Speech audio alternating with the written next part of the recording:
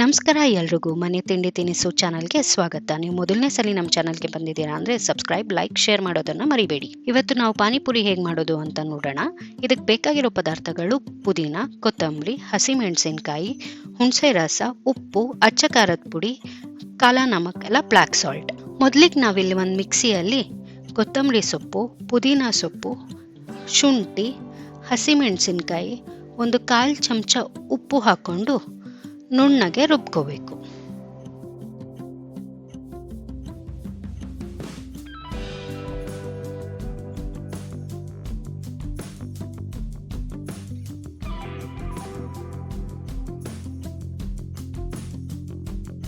ಈಗ ಒಂದು ಪಾತ್ರೆಗೆ ಹುಣಸೆ ರಸ ರುಬ್ಬಿರೋದನ್ನು ಹಾಕ್ಕೊಂಡು ಬೇಕಾದಷ್ಟು ನೀರು ಹಾಕಿ ಮಿಕ್ಸ್ ಮಾಡ್ಕೋಬೇಕು.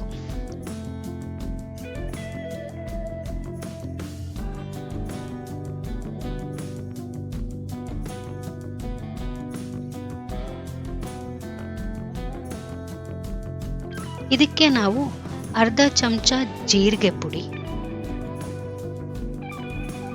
ಅರ್ಧ ಚಮಚ ಅಚ್ಚ ಖಾರದ ಪುಡಿ, 1 ಚಮಚ ಕಾಲ ನಮಕ್ ಅಥವಾ ಬ್ಲ್ಯಾಕ್ ಸಾಲ್ಟ್, 1 ಚಮಚ ಉಪ್ಪು ಹಾಕಿ ಚೆನ್ನಾಗಿ ಮಿಕ್ಸ್ ಮಾಡ್ಕೋಬೇಕು. ನಿಮ್ಗಿಲ್ಲಿ ಖಾರ ಎಲ್ಲ ಎಷ್ಟು ಬೇಕು ಅಂತ ನೋಡಿಕೊಂಡು ನೀವು ಹಾಕ್ಕೋಬೋದು. ಉಪ್ಪು ಖಾರ ನಿಮ್ಮ ಅಳತೆಗೆ ನೀವು ಹಾಕ್ಕೋಬೋದು. ಈಗ ಈ ಪಾನಿನ ಪಾನಿಪುರಿ ಥರ ಹಾಕ್ಕೊಂಡು ನಿಮ್ಗೆ ಯಾವ್ದು ಟೇಸ್ಟ್ ಬೇಕೋ ಹಂಗೆ ಮಾಡ್ಕೊಳ್ಳಿ.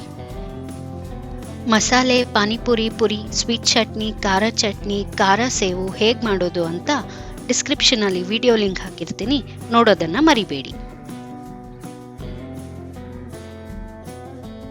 ನಿಮಗೆ ಈ ರೆಸಿಪಿ ಇಷ್ಟ ಆದಲ್ಲಿ ಸಬ್ಸ್ಕ್ರೈಬ್, ಲೈಕ್, ಶೇರ್ ಮಾಡೋದನ್ನು ಮರಿಬೇಡಿ. ಧನ್ಯವಾದಗಳು.